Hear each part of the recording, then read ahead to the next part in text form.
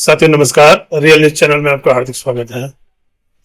देश की राजनीति एक ऐसे संक्रमण काल से गुजर रही है जहां बहुत कुछ बदलना है और बदलते समय झटके तो लगने निश्चित है। अभी कल राहुल गांधी ने बेंगलुरु में जाकर एक वहां की विधानसभा सीट माधेपुरा का विश्लेषण करके दिखाया और वहां चुनाव चोरी किस तरीके से की जाती है वो खोल के बताया। उन्होंने पहले चुनाव आयोग से जो लोकसभा चुनाव हुआ था उसकी वोटर लिस्ट हासिल की और उस वोटर लिस्ट के आधार पर ही या उस वोटर लिस्ट के ऊपर ही इन्वेस्टिगेशन की। हालांकि चुनाव आयोग ने जो डिजिटलाइज्ड होती है लिस्ट जो कंप्यूटर पर होती है वो नहीं दी, हार्ड कॉपी थी जो एक एक करके उन्होंने पहले टाइप कराई और उसके बाद में उसको डिजिटलाइज किया और एक एक घर जाकर एक एक वोटर की तस्दीक की।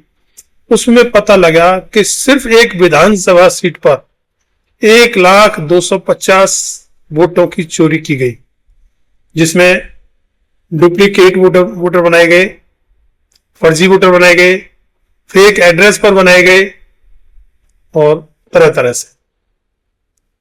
उससे पता लगता है कि अगर देश में और भी सीटों पर इस तरीके से तस्दीक की जाए तो चुनावों का बड़ा ब्लंडर सामने आ सकता है। वैसे तो खीर जब चेक करनी हो तो उसका एक चावल ही चेक करते हैं और उसी से पता लग जाता है पूरी खीर कच्ची है या पक्की है। उसी तरीके से एक विधानसभा सीट का जैसे राहुल गांधी ने खोल के बताया है, तस्दीक करके बताया है, उससे साफ जाहिर है कि पूरे देश का ही हाल रहा होगा।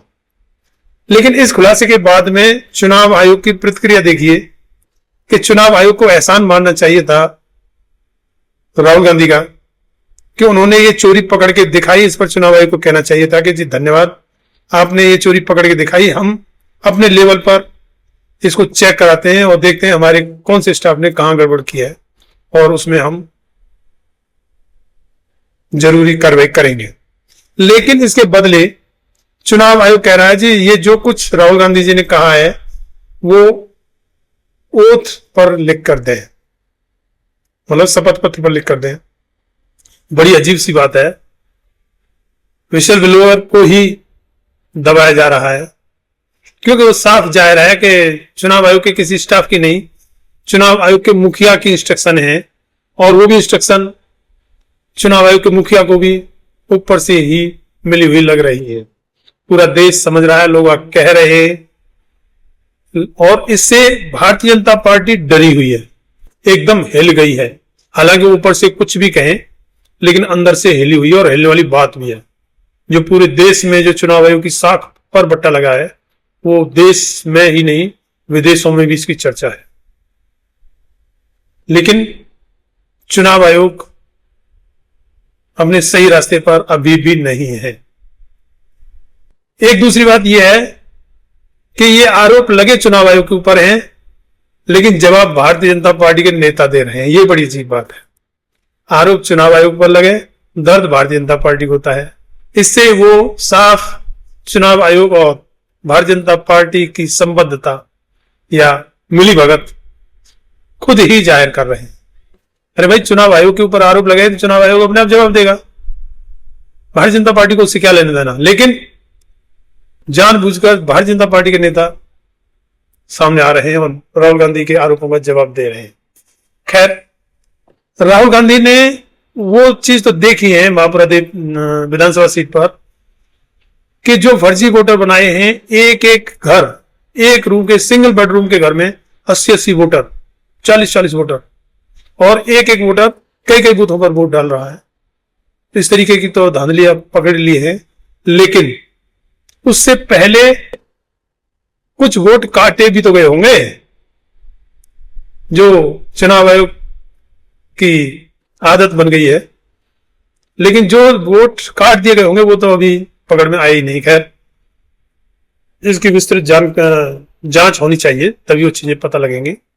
लेकिन हाँ, ये कह सकते हैं कि राहुल गांधी ने ऐसा बम फोड़ दिया है जो किसी ने उम्मीद नहीं की थी।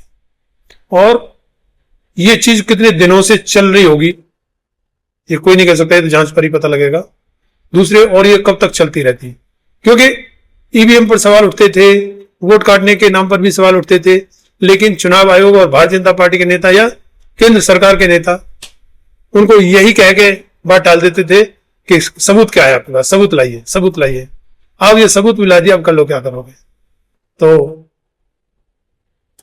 गलत चीजें ज्यादा दिन नहीं चलती हैं, झूठ के ज्यादा पैर नहीं होते हैं। हालांकि अभी चुनाव आयोग और भारतीय जनता पार्टी दोनों ही ऐसा दिखा रहे हैं कि ऐसा कुछ नहीं है, लेकिन अंदर से वो हिले पड़े हैं। उसी की वजह से आज सुबह खबर आई कि चुनाव आयोग ने अपनी वेबसाइट ही बंद कर दी। हालांकि उस पर उसने क्लैरिफिकेशन दिया है, लेकिन जैसे कि मीडिया बंधु बता रहे हैं, वीडियो भी आ रहे हैं कि खोलने की कोशिश करते हैं। बिहार, राजस्थान, महाराष्ट्र उनकी वेबसाइट खोलने की कोशिश करते हैं तो कभी खुल जाती है, कभी नहीं खुल रही है।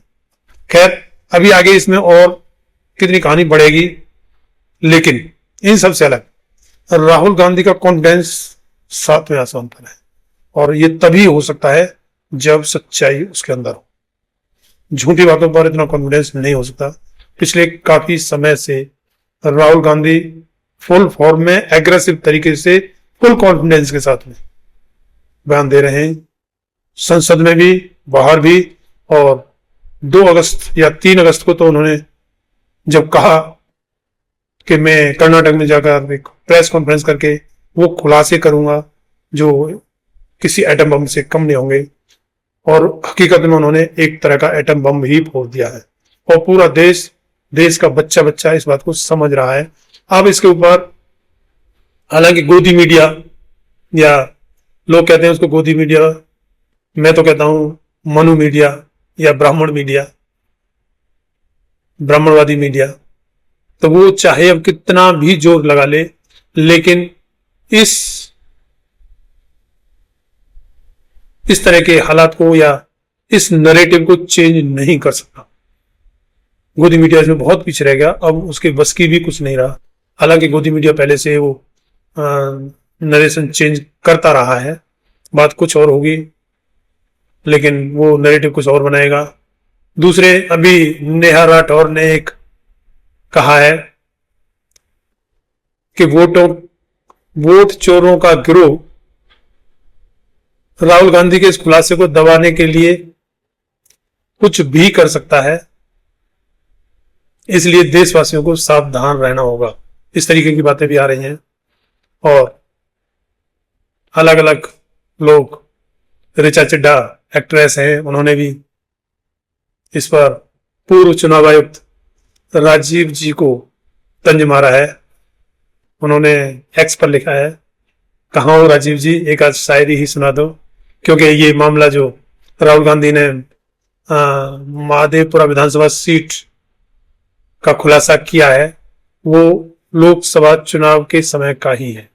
उसमें राहुल गांधी ने बताया कि उस लोकसभा सीट पर 7 विधानसभा सीटें हैं, और जब 6 विधानसभा सीटों पर भारतीय जनता पार्टी हार रही थी, लेकिन इस महादेवपुरा विधानसभा सीट पर बहुत ज्यादा वोट लेके और वो लोकसभा सीट जीत ली।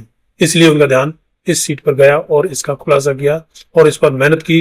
राहुल गांधी ने बताया कि वो पिछले 6 महीने से इस पर काम कर रहे थे, उनकी टीम लगी हुई थी, तो बहुत बड़ा काम किया है। हालांकि ये पत्रकारों का काम था, मीडिया का काम था कि उन चीजों को ढूंढते, लेकिन मीडिया भी तो दूसरे कामों में लगी हुई है, चुनाव आयोग की तरह ही। अब चुनाव आयोग भी अपना काम नहीं कर रहा कि ईमानदारी से चुनाव कराए, वो दूसरे कामों में लगा हुआ है।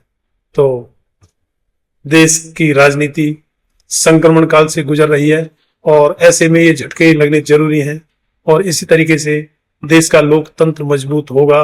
और इस पर चाहे चुनाव आयोग और भारतीय जनता पार्टी और उनके जो संघी मित्र विभिन्न संस्थानों में बैठे हैं कितनी भी ताकत लगा लें, लेकिन इस बदलाव को वो रोक नहीं सकते। और विपक्ष के नेता राहुल गांधी, मुझे नहीं लगता कि इस बात पर वो पीछे हटेंगे। खैर, इस वीडियो में इतना ही, आगे देखते हैं क्या होता है। पोस्ट को लाइक, शेयर और कमेंट में अपनी राय जरूर दें कि ये खुलासा देश की राजनीति को आगे कहां तक ले जाएगा। धन्यवाद। जय भीम, जय भारत।